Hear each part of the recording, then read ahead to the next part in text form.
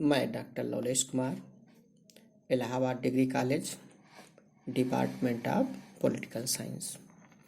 आज की इस वीडियो क्लास में हम एमए फर्स्ट सेमेस्टर में आधुनिक भारतीय राजनीतिक विचारक, मॉडर्न इंडियन पॉलिटिकल थिंकर में एम.एन. राय के संबंध में डिस्कशन करेंगे। Introduction and concept of M N. Roy और परिचय और उसके संकल्पना के साथ साथ prospect of the revolution in India, Bharat में क्रांति की संभावनाएं। तो एम.एन. राय के दृष्टिकोण में भारत में उस तत्कालीन परिस्थितियों को दृष्टिगत रखते हुए उन्होंने जो अपने विचार दिए कि इस संक्रमणकालीन भारत में, इस ट्रांजिशनल पीरियड में जो कंडीशन थी, यहाँ पर रिवॉल्यूशन के लिए क्या अवसर हैं, क्या चांस हैं। तो अब इसके पहले हमें एम.एन. राय के बारे में कुछ डिस्कस करना ज़्यादा तर्कसंगत होगा। तो एम.एन. राय का जन्म 1886 में बंगाल में हुआ था। ये बंगाली थे। आधुनिक भारत के अत्यंत प्रतिभाशाली राजनीतिक और क्रांतिकारी थे। इनके विचारों की जो महत्ता इस बात पर है कि उस समय की तत्कालीन परिस्थितियों में जहां पर लोग परंपरावादी विचारों से जुड़े हुए थे, अंधविश्वास और रूढ़वादियों से जकड़े हुए थे, ऐसे में विज्ञान और ज्ञान के माध्यम से, नॉलेज एंड साइंस के माध्यम से वो किस प्रकार से एक तरह से मॉडर्न लाइफ की ओर अग्रसर हो रहे थे। क्योंकि जो एम.एन. राय का सबसे प्रसिद्ध एक संकल्पना है या उनका अवधारणा है, कंसेप्ट ऑफ न्यू ह्यूमनिज्म की जो बात करते हैं, नव मानववाद की संकल्पना की बात करते हैं, वो सबसे महत्वपूर्ण है। तो इसके पहले हमको यह जानना है कि एम.एन. राय की पृष्ठभूमि क्या है, इनका बैकग्राउंड क्या है और इनके विचारों में ऐसा क्यों परिवर्तन आया। तो एम.एन. राय का जन्म 1886 में पश्चिम बंगाल में हुआ था। बंगाली थे।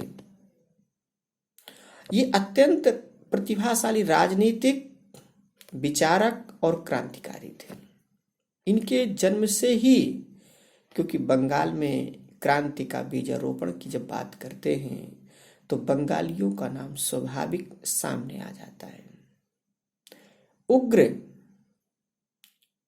प्रखर बुद्धि के चिंतक क्रांतिकारी बंगालियों का जन्मजात गुण था।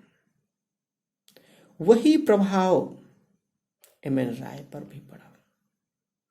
इनके बचपन का नाम नरेंद्रनाथ भट्टाचार्य था और उन्होंने अपना ये नाम एम.एन. राय मानवेंद्रनाथ राय, जो ये 1916 में 1916 में सैन फ्रांसिस्को कहाँ पढ़ता है, यूएसए में पढ़ता है, कि प्रवास के दौरान अपने इस नाम को क्या किया था, स्वीकार किया था।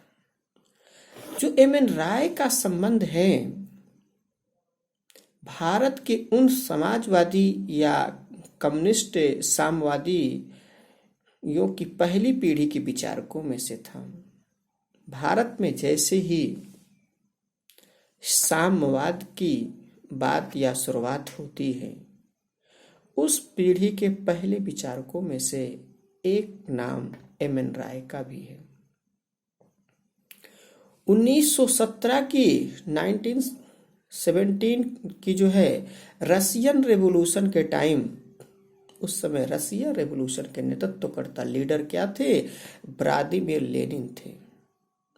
रूसी क्रांति के बाद एम.एन. राय भारत छोड़ करके कहाँ बस गए, रसिया में बस गए और लेनिन के निकट सहयोगी बन गए।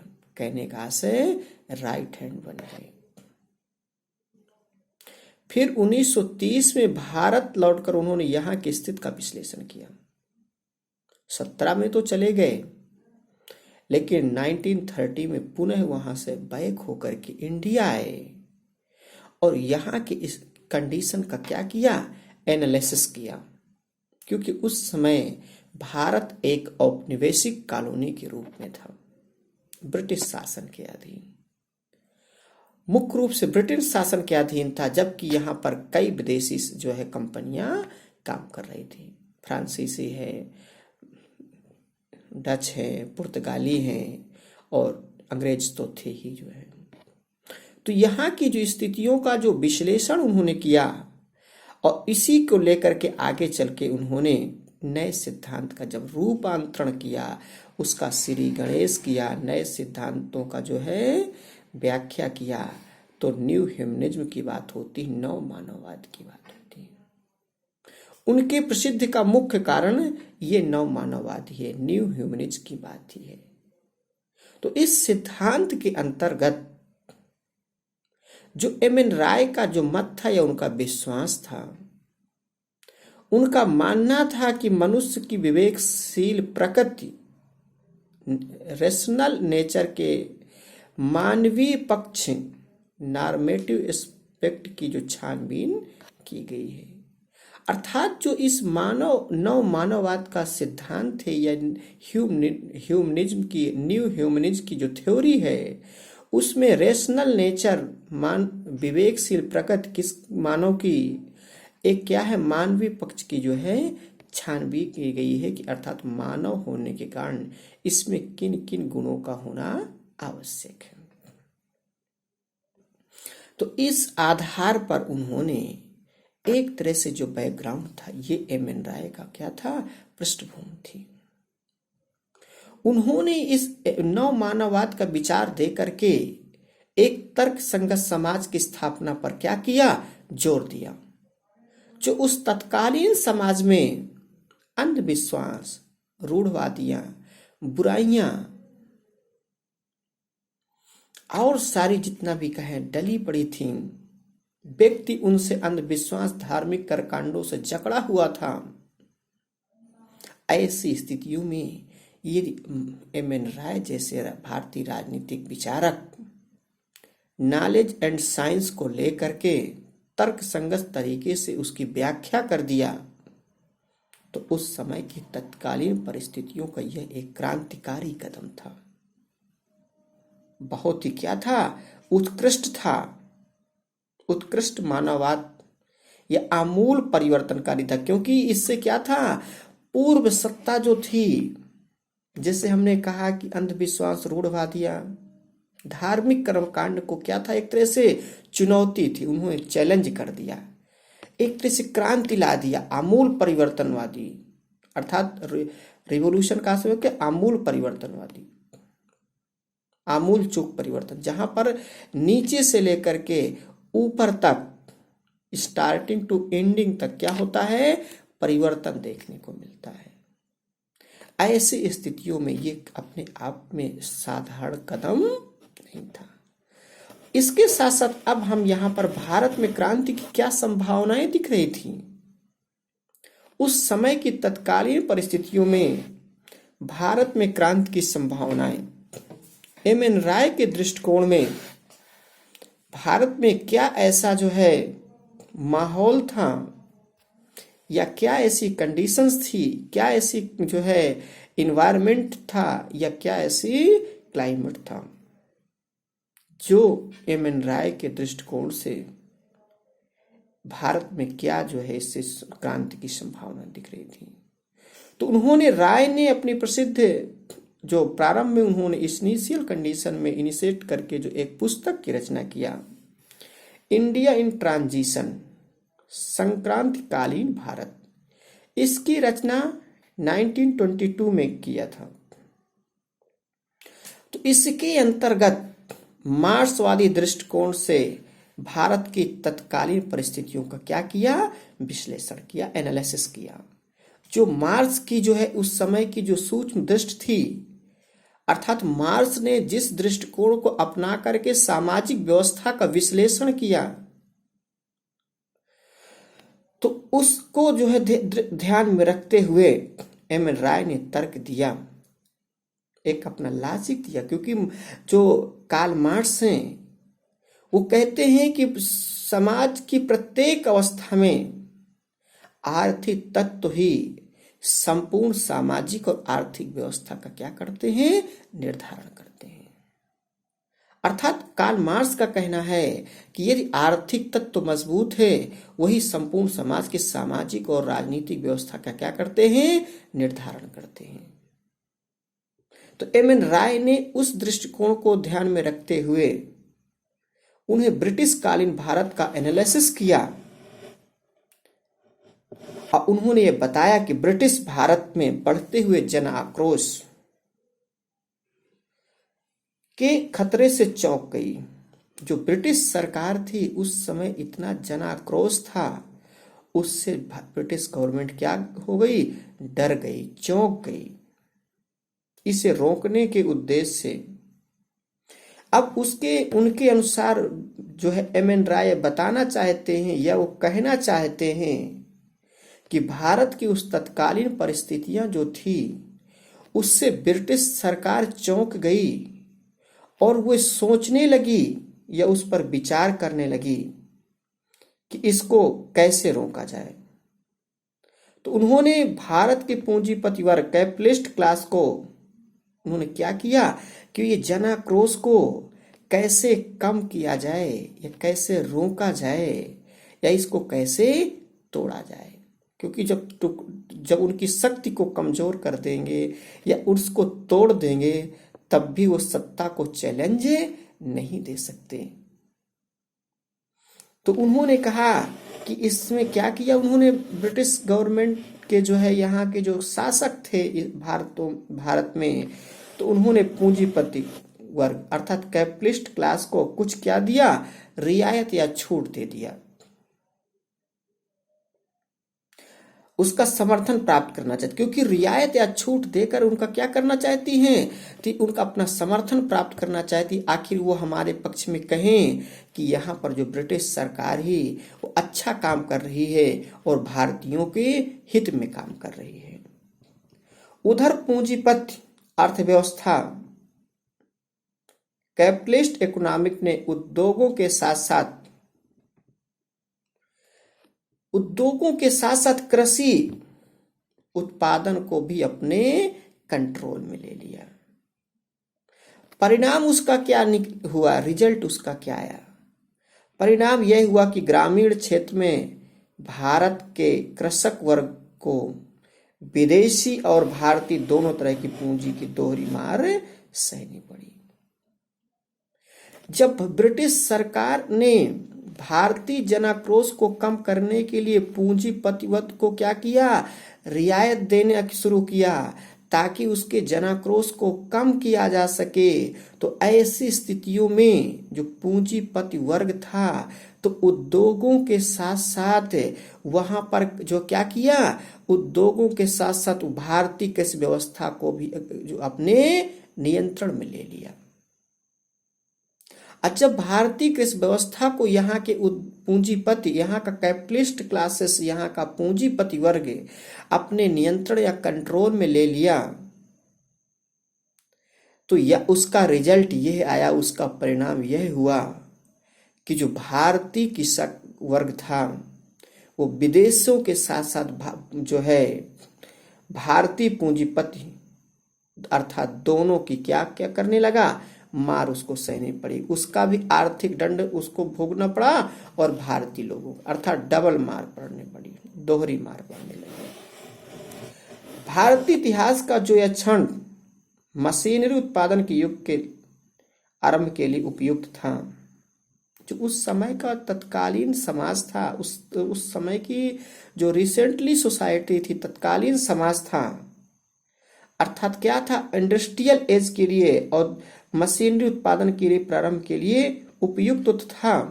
क्योंकि यहाँ इतनी अपॉर्चुनिटी थी कि अगर यहाँ इंडस्ट्री के रूप में डेवलप करते तब वो अच्छा काम कर सकते थे। लेकिन यह ब्रिटिश आक्रमण हो गया जिससे औद्योगिकरण, इंडस्ट्रियलाइजेशन की प्रक्रिया को गहरा धक्का लगा। जो ये मशीनरी उत्पादन के युग के प्रारंभ की जो स्थितियां मिल गई थी भारतीयों के लिए, तो क्या किया ब्रिटिश आक्रमण से, क्योंकि ब्रिटिश आक्रमण अंग्रेज यहाँ थे, तो उससे क्या हुआ, और इंडस्ट्रियलाइजेशन की प्रक्रिया को क्या किया, धक्का लगा। अर्थात औद्योगिकरण की प्रक्रिया जो होती उसको क्या लगा, उसमें जो है बाधा आई, रुकावट आई या उस पर धक्का लगा। इसी से यहाँ शहरी कामगार वर्ग जो वर्किंग क्लास था के विकास में देर लगी। जो यहाँ का कामगार वर्ग था वो क्या हुआ, वो आगे नहीं बढ़ पाया।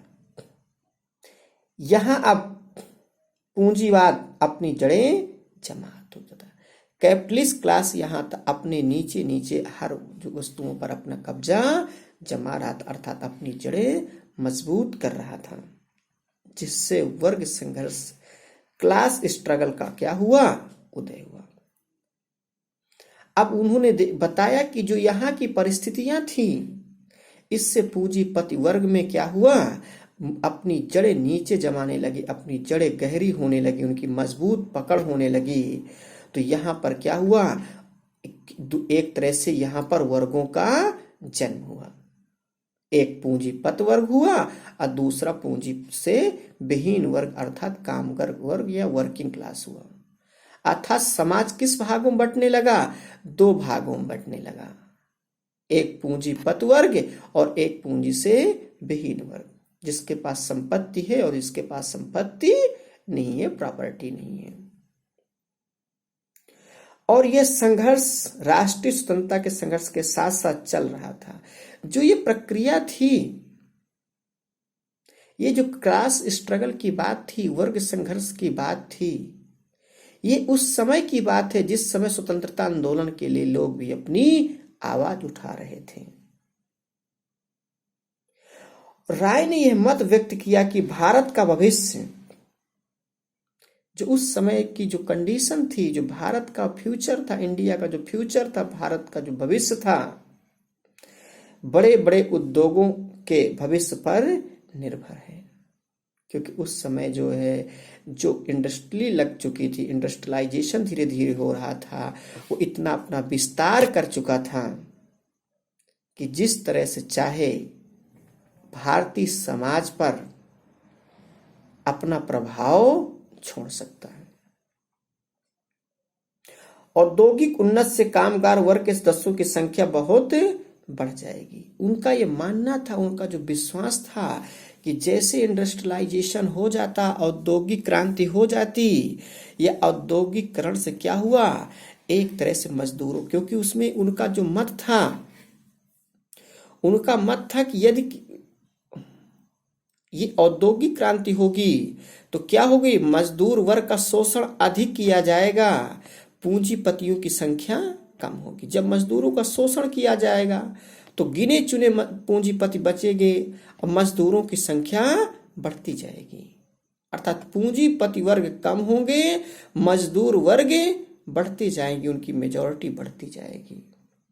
अतः भारत को स्वतंत्र कराने का दायित्व मजदूर और किसान वर्ग मिलकर संभालेंगे। उन्होंने जो एक तरह से कार्ल मार्क्स ने इस आर्थिक व्याख्या करते हुए विश्व के एक सामने एक ऐसे सिद्धांत की रूपरेखा रखी थी कि जो आर्थिक, क्योंकि उन्होंने जो समाज साम्यवाद की कल्पना किया तो संपूर्ण विश्व में एक साथ किया।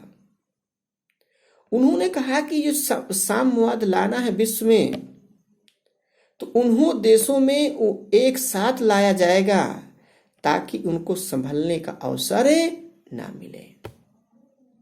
जब क्या है, जब इंडस्ट्रियलाइजेशन होगा, पूंजीपति जो औद्योगिकरण होगा, तो औद्योगिकरण से क्या करेंगे, पूंजीपति गरीबों का या मजदूरों का या सर्वहारा वर्ग का ज्यादा से ज्यादा शोषण करेंगे।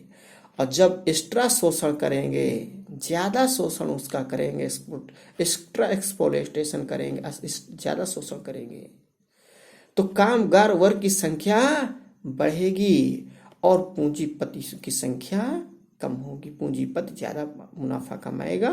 क्यों? क्योंकि उनकी कभी सैलरी काटेगा, कभी उनकी कुछ करेगा, इसकी वजह से उनकी जो है संख्या में वृद्धि होगी और पूंजीपतियों की संख्या में कमी आएगी। तो जब कमी आएगी तो वो ये बताना चाहते हैं कि इससे एक नए समाज का उदय होगा, एक नए समाज का परिवर्तन के रूप में उसका उदय होगा। पूंजीपतियों की संख्या कम और मजदूरों की संख्या ज्यादा। उसी समय क्या कर देंगे, जो देश की स्वतंत्रता का जो भार है उसको स्वतंत्र कराने का काम कौन करेगा? भारत को स्वतंत्र कराने का दायित्व या जिम्मेदारी किनकी होगी? मजदूर और किसान वर्ग की। क्योंकि मजदूरों का भी शोषण हो रहा है और किसानों का भी शोषण हो रहा है। तो अर्थात जिनका शोषण हो रहा है वो एक तरफ हो जाएंगे, और शोषण कौन कर रहा है? वो पूंजीपत वर्ग कर रहे हैं और ब्रिटिश गवर्नमेंट कर रही है।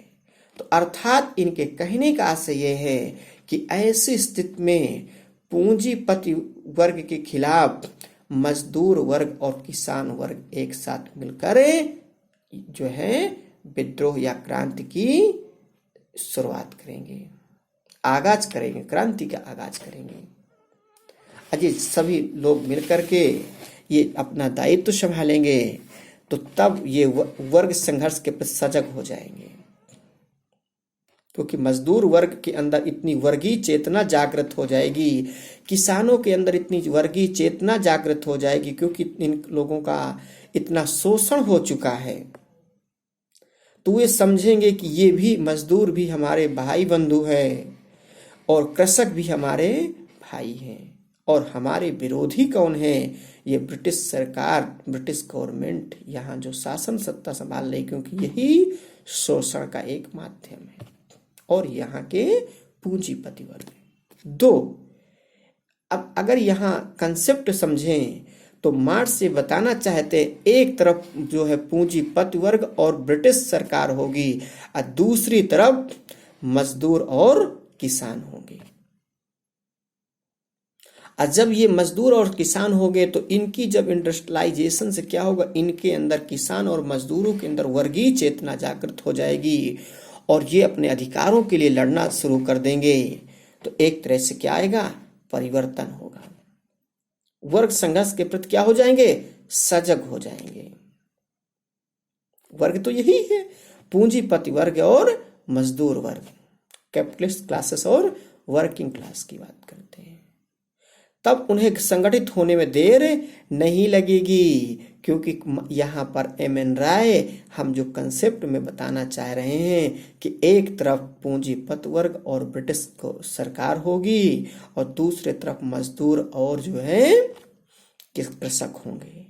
उनके अंदर भी जिस तरह संगठित होकर के वो काम कर रहे हैं, तो मजदूर और कृषक भी संगठित होकर उनके अंदर वर्गीय चेतना विकसित हो जाएगी। तो उसको बहुत ज्यादा समय नहीं लगेगा।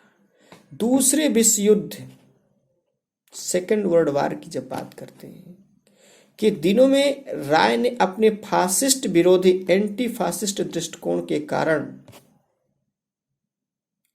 ब्रिटिश सरकार का क्या किया, समर्थन किया। इसके बाद इनका झुकाव मार्क्सवाद से हटकर एक तरह के उदारवाद की ओर हो गया।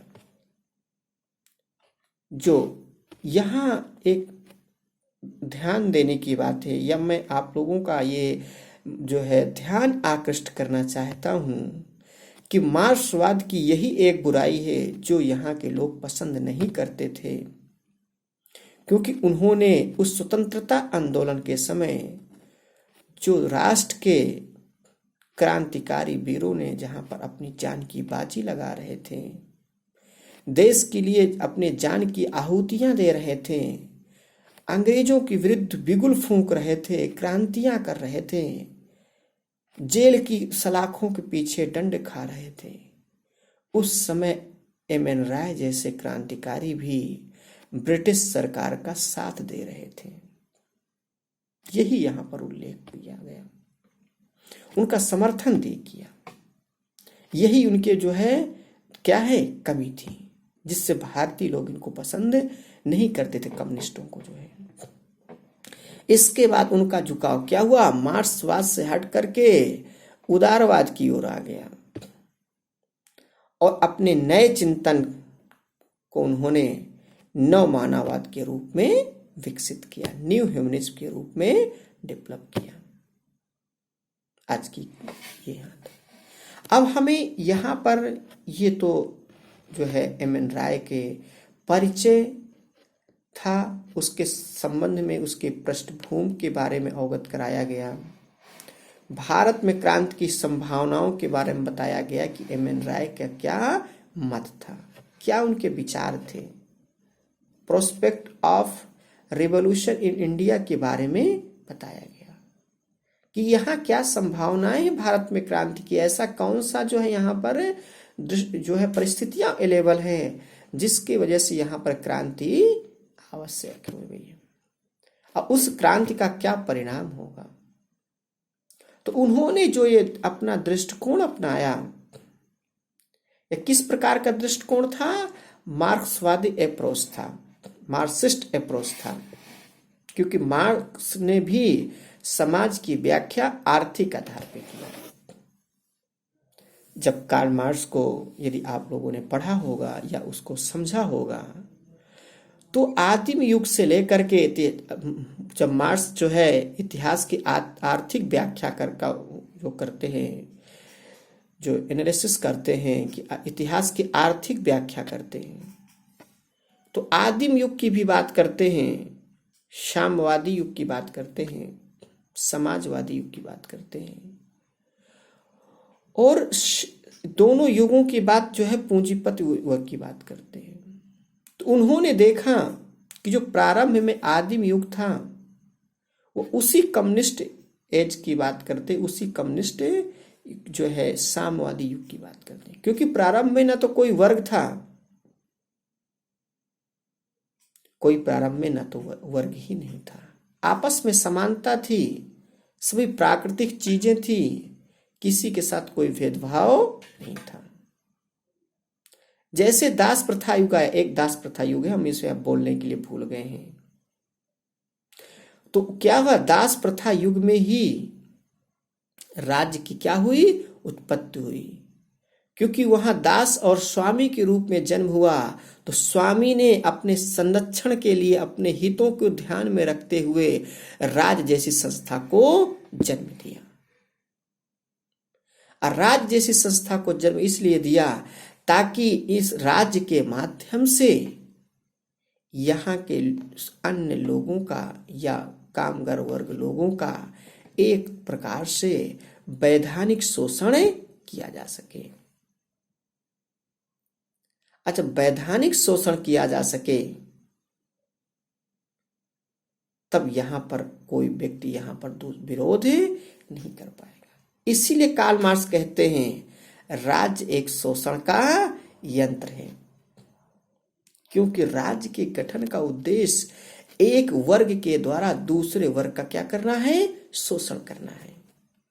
क्योंकि ये कार्ल मार्क्स मानते हैं कि जो राज्य है इसको किसने बनाया, कैपिटलिस्ट क्लास ने बनाया, पूंजीपति वर्ग में। इतिहास की व्याख्या करते हुए उन्होंने ये बताया कि इतिहास में प्रत्येक युग में, चाहे आदिम युग हो, दास प्रथा युग हो, समाजवादी युग हो, समाजवादी को दो भागों में बांटते हैं, संक्रमणकालीन और पूंजीवादी युग। तो प्रत्येक युग की जब बात करते हैं तो हमेशा समाज की शासन सत्ता पूंजीपति वर्ग के हाथ में रही है, और वही वर्ग समाज के अन्य वर्गों का क्या करता रहा है, शोषण करता रहा है। तो जब दास प्रथा युग में, क्योंकि वहां पर छोटे छोटे कुटीर धंधे और जो है हाथ से बनी हुई वस्तुओं का जो है क्या होने लगा था, उत्पादन होने लगा था। तो मार्क्स के अनुसार राज्य की उत्पत्ति कब हुई, दास प्रथा युग में। और जब दास प्रथा युग में उत्पत्ति हुई तो वहां वर्ग बट गए, दास और स्वामी के रूप में। तो स्वामी ने दासों का वैधानिक शोषण करने के लिए राज्य जैसी संस्था की उत्पत्ति किया। तो इसीलिए कार्ल मार्क्स कहते हैं राज्य एक जो है क्या है, शोषण का यंत्र है। राज्य किसका यंत्र है, शोषण का यंत्र है। इन सभी व्याख्या के आधार पर और समाजवादी दास प्रथा युग समाजवादी, तो ये भी वर्ग हमेशा बने रहे। उन्होंने कहा वर्गों का नाम बदलता रहा है, काम शोषण का हमेशा होता रहा है। तो कार्ल मार्क्स के विचारों को लेकर के एम.एन. राय ने भी अपने भारत में क्रांति की संभावनाओं की क्या किया, व्याख्या किया।